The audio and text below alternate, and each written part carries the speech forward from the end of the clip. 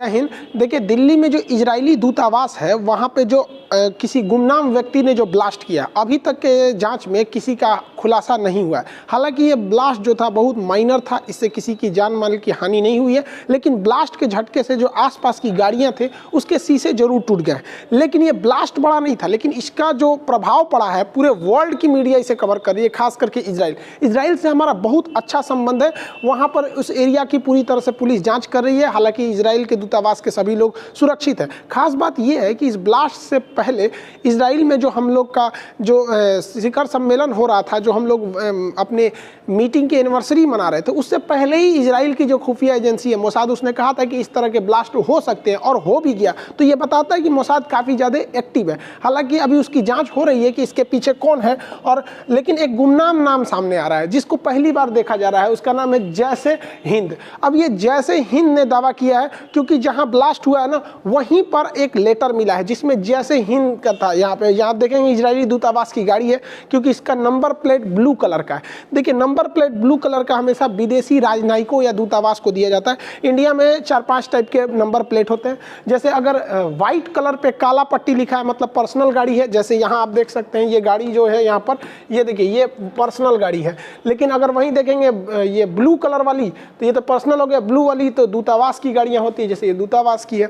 Green पट्टी रहेगा तो मतलब वो इलेक्ट्रिक से चलने वाली गाड़ी है, जैसे टेस्ला वगैरह की गाड़ियाँ थी तो ये इलेक्ट्रिक पे चलने वाली गाड़ी हो गई, ये ग्रीन वाली। पीले नंबर प्लेट वाली जो गाड़ियाँ होती हैं वो कॉमर्शियल होती हैं, यानी भाड़ा ढोती हैं सब। जैसे इसका नंबर प्लेट पीला है। ट्रक वगैरह का देखेंगे, बस वगैरह का देखेंगे तो पीला मिलता है, मतलब वो भाड़ा पे चलने वाली है। अगर काले नंबर प्लेट पे पीला लिखा है मतलब ये रेंट पे लिए, वो गाड़ी ढोने वाली है। और अगर इसको देखेंगे तो रेंट पे ले जा सकते हैं। पर्सनली मान के चलिए, अगर आप दिल्ली गए, वहाँ आपकी गाड़ी नहीं है तो रेंट पे गाड़ी ले सकते हैं, तो उसका नंबर प्लेट इस टाइप में रहेगा। वहीं अगर आप आर्मी की गाड़ियों को देखेंगे तो इस पे ऊपर की और मिलिट्री की गाड़ियों पे एक तीर बना होता है, वो अलग होता है। मिलिट्री की गाड़ी को देखेंगे तो नंबर प्लेट इस तरह से रहेगा, इसमें यूपी बिहार कुछ नहीं देता है, एक तीर बना रहेगा आर्मी की गाड़ी में। हालांकि इसके ऊपर सीओ लिखा रहता है, कमांडिंग ऑफिसर। सीओ जो होता है वो lieutenant, captain, major, lieutenant colonel, colonel तक के रैंक के ऊपर वो लिखा रहता है। उसके ऊपर ब्रिगेडियर जाएंगे तो 1 स्टार बना रहता है। ब्रिगेडियर के ऊपर मेजर जनरल पे 2 स्टार, लेफ्टिनेंट जनरल पे 3 स्टार और जनरल पे 4 स्टार रहता है। तो आप गाड़ी के स्टार को देख के बता सकते हैं अंदर कौन सा अधिकारी बैठा है। हालांकि झंडा देख के भी आप बता सकते हैं, जितना स्टार रहेगा उतने झंडा में कोना रहेगा। अगर 2 स्टार रह दिया तो ये ब्रिगेडियर से हो गया मेजर जनरल, तो यहाँ 2 को कोना निकल जाएगा। 3 स्टार हो गया तो लेफ्टिनेंट जनरल, 4 स्टार हो गया तो जनरल। तो आप गाड़ियों को, आर्मी को भी देख के बता सकते हैं कि इसके अंदर कौन है। अगर आप ये एनसीसी वगैरह किए होंगे तो आपको ये सब पढ़ाया गया होगा। खैर, मेन टॉपिक पर आते हैं। तो जो इजरायली दूतावास जो है, वहाँ पे जो गाड़ी के पास, ब्लास्ट के पास जो लेटर मिला है, उसमें यही लिखा है कि ये ट्रेलर है, मतलब अभी फिल्म बाकी है। इन गधों को ये समझ में नहीं आता है कि तुम किससे टकरा रहे हो, इजराइल से। और ये कौन सा तरीका है, इजराइल ने दुनिया में किसको किसको नहीं टपका दिया।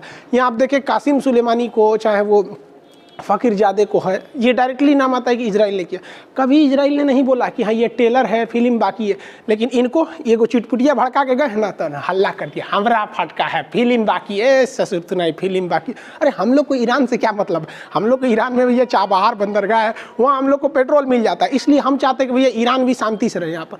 अब ये इसका, हालांकि ये नाम पर इंडिया गवर्नमेंट उतना बिलीव नहीं कर रही है, क्योंकि पहली बार इसके नाम सुना गया है। ये डाइवर्ट करने के लिए भी हो सकता है। देखिए, मोसाद अब इंडिया पहुंच चुकी है, वो जांच को आगे बढ़ा दिया। अगर इस जांच में मान के चलिए इंडिया साबित हो गया कि ईरान ने, मतलब ईरान समर्थित आतंकवादियों ने ही ऐसा काम किया, तो फिर तो फिर इंडिया को ना इजराइल की ओर थोड़ा सा हल्का स्लाइटली झुकना पड़ेगा और ईरान की थोड़ी सी निंदा करनी पड़ेगी।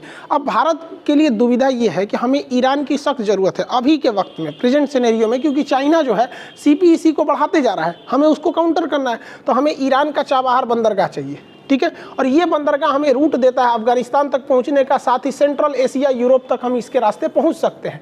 पहला तो एक हो गया कि भैया ये रूट हमें आराम से दे सकता है। दूसरा, हमारे पास पेट्रोलियम का अभी सबसे ज़्यादा हम लोग यहीं से लेते हैं पेट्रोलियम, यहाँ ईरान से, जिसके 2 रीज़न है।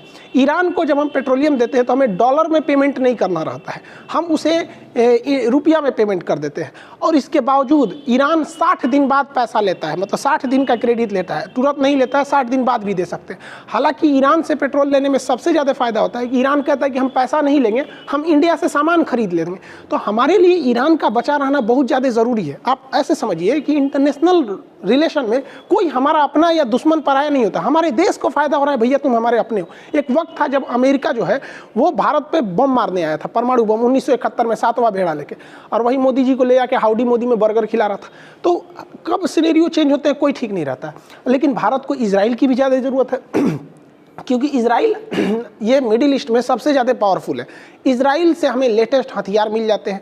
रडार टेक्नोलॉजी हमारी टोटली इजराइल पे अभी फ़िलहाल बेस्ड है, चाहे वो एवॉक्स रडार हो, चाहे वो फाइटर जेट का रडार हो, या छोटे मैगजीन हो, बराक मिसाइल हो, हथियार के मामले में बहुत ज़्यादा। हालांकि अभी तो हम लोग ने कृषि के सेक्टर में भी उससे बहुत सारे समझौते किए हैं, जिसमें ड्रॉप फार्मिंग फेमस है, तो फार्मिंग में कभी समझेंगे। तो हमारे लिए दोनों को बैलेंस लेकर चलना है। लेकिन अगर हम लोग ईरान का विरोध नहीं भी करते हैं ना, तो इजराइल हमसे नाराज़ नहीं होगा, क्योंकि इजराइल की सोच दूरदर्शी है। इन पटाखा फोड़ने वालों की तरह नहीं कि चिटपुटिया फोड़ के जाएगा, लेटर देगा कि हम वो बदला लेने वाले हैं। भाई साहब, ये सब बेवकूफ़ी वाला काम कर, ये लोग बहुत गंभीर व्यक्ति होते हैं इजराइल वाले। लेकिन सबसे इन सब में जो टर्मिनेटिंग पॉइंट आ जाता है वो हो जाता है जो बाइडेन। जो बाइडेन ठीक उसी रास्ते पे चल रहे हैं जिस रास्ते पे बराक ओबामा थे, क्योंकि दोनों की पार्टी सेम थी, इवन कि ये उस समय वाइस प्रेसिडेंट भी थे। तो ये इजराइल को पसंद नहीं करते, इनके हिसाब से ईरान ठीक है, जो इनकी मतलब विचारधारा है। अब ये कहते हैं इजराइल वालों को कि भाई आप अत्याचार करते हो फिलिस्तीन वालों पे। हम आपको चुनाव टाइम से ही बता रहे थे कि जो बाइडेन हमेशा से मुस्लिम वोट को अपनी ओर खींचने की कोशिश की है, और ट्रंप जो है वो यहूदी यानी इजराइल वाले लोग को वोट को खींचने की कोशिश की है। तो इनका इसके खिलाफ है। अब ये जो बाइडेन बहुत जल्दी चाहते हैं कि ईरान से सैंक्शन हट जाए, और जो परमाणु समझौता हुआ था 2014 में उसे दोबारा लागू किया जा सके। हालांकि ये भारत के लिए भी अच्छा है, क्योंकि हमारा रेल लाइन प्रोजेक्ट इसीलिए भटका हुआ है। लेकिन इजराइल के लिए थोड़ा सा दिक्कत बात है। तो हम लोग को दोनों को बैलेंस लेकर चलना है। हालांकि अगर देखेंगे ये जो बाइडेन, तो ये अपने मतलब मिडिल ईस्ट और एशिया में कुछ ज़्यादा दिलचस्पी दिखा रहे हैं। ताइवान में उतना एग्रेसिव नहीं हुए, जबकि श्रीलंका में अभी हालिया घटना के तहत जो श्रीलंका की गवर्नमेंट ने कहा था कि कोविड-19 से जिसकी भी मृत्यु हुई है उसे दफनाया नहीं जाएगा, उसे जला दिया जाएगा। अब इसका ये क्रिश्चियन कम्युनिटी और मुस्लिम ने इसका विरोध किया। अब यहाँ देखिए, दोनों ने विरोध किया, लगभग दोनों की पॉपुलेशन वहाँ 7-8% है, मुस्लिम की भी और क्रिश्चियंस के भी है। लेकिन ये जो है जो बाइडेन इसको इस तरह से प्रस्तुत कर रहे हैं यूएन के थ्रू कि नहीं, ये मुसलमानों के मतलब उनकी धार्मिक स्वतंत्रता के खिलाफ है। हालांकि ऐसा नहीं है, भारत में भी बहुत सारे मुस्लिम हैं, यहाँ पे भी कोविड-19 में, लेकिन ऐसा कहीं नहीं हुआ है। इवन इटली में इतनी ज़्यादा मृत्यु हुई थी, शुरुआती दौर में तो सबसे ज़्यादा मौत को इटली ने झेला था, वहाँ ताबूत कम पड़ गए थे।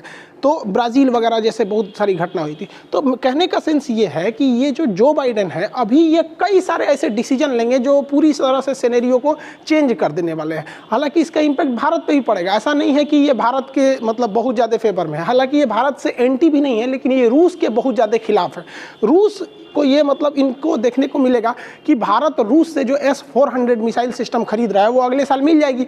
S-400 की जो डील हुई है, और हमें लेना ज़रूरी भी है, क्योंकि S-400 चाइना के पास भी है। हालांकि उसके पास S-400 के नाम पर रूस ने उसे केवल S-300 दिया है। यानी हमारा जो S-400 है ये एक्यूरेट मार करेगा 400 किलोमीटर तक, 400 किलोमीटर दूर तक कोई भी जहाज को मार के गिरा देगा ये हवा में। जबकि चाइना को जो मिला है S-400 के नाम पर केवल S-300 मिला है, जबकि पैसा उससे S-400 का लिया है और हम लोगों से भी महंगा लिया है। रीजन क्या है कि चाइना जो है वो MTCR का सदस्य नहीं है। जो देश MTCR के ग्रुप में शामिल नहीं होते हैं उन्हें 300 किलोमीटर से ज़्यादा मारक क्षमता की मिसाइलें न बेच सकते हैं, ना ही वो खरीद सकता है। लेकिन भारत उसका सदस्य है, हम इससे लंबी दूरी की मिसाइलें भी बेच सकते हैं, दूसरे देश से खरीद भी सकते हैं। तो इसलिए ये भारत पर प्रतिबंध लगाएंगे जो बाइडेन, इन्होंने स्पष्ट कह दिया है। लेकिन वो प्रतिबंध काफ़ी सॉफ्ट होंगे। लेकिन डोनाल्ड ट्रंप ने कह दिया था नहीं, भारत को एक स्पेशल कोटा के तहत कोई भी प्रतिबंध झेलने को नहीं मिलेगा। लेकिन भारत पर लगने वाला प्रतिबंध बहुत ज़्यादा कोई खास इफेक्ट नहीं डालेगा। जो बाइडेन जो है ईरान और पाकिस्तान, इवन कि पाकिस्तान को जो मिलिट्री एड जो 2018 में रोकी गई थी ट्रंप द्वारा, उसे दोबारा चालू करने के लिए करें। इस खबर से सबसे ज़्यादा अगर कोई खुश है जो बाइडेन के आने से या जो बाइडेन के डिसीजन से सबसे ज़्यादा अगर कोई खुश है तो वो आंटी जी खुश है। आंटी जी के खुशी का कोई ठिकान नहीं है। आप भी मिलिएगा हमारी आंटी जी से। सुनिए, देखिए, ये है हमारी आंटी जी। इनको कौन समझाए भाई साहब, ये आंटी जी को बहुत खुश है। इनको लग रहा है जैसे अब इनका देश GDP में सबसे आगे जाएगा। ये भाई साहब इतना ना शादी किया है कि इसके अंदर महिला का गुण आ गया। बताइए, बुढ़ौती में शादी की हमको सबसे बड़ा डर इस बात का है कि इसका जो लड़कवा है कहीं इसकी पत्नियां को लेकर भाग मत जाए। भाई सब बेटा की उम्र के जब ब्याह हो जाता है तो बाप को नहीं करना चाहिए। रिटायरमेंट भी एक चीज़ होता है। अब घुसिया के कौन चीज़ देख रहे हैं हमको, रिटायर हो जाइए यहाँ पे। हद देख रहे हैं हम लोग का ब्याह नहीं हो रहा है और आप बुढ़ौती में 3-3 को लेकर घर में। हद है भाई साहब, कोई बात नहीं, बाइडेन आ गए हैं, कोई दिक्कत नहीं, एक और शादी कर लीजिए। बाइडेन चाहता है तो ही है, समझ में आएगी नहीं, मत घुसिया के देखिए हमारे ये देखता है। खैर आप लोग समझ में आ गया होगा, बाइडेन के आने से बहुत ज़्यादा इफेक्ट नहीं पड़ने वाला है, क्योंकि आज के वक्त में हमारा भारत ऐसा है कि हमें छोड़कर आप विश्व की कल्पना ही नहीं कर सकते। हर जगह वो एक अहम भूमिका को निभाएगा। लेकिन हाँ, जब भी सरकार चेंज होती है तो कुछ ना कुछ चेंजिंग देखने को मिलती है। आई होप चाचा आप भी समझे होंगे हमारी बातों को। ज़्यादा शादी ब्याह नहीं कीजिए। मिलेंगे नेक्स्ट क्लास में, ठीक है? तब तक के लिए जय हिंद।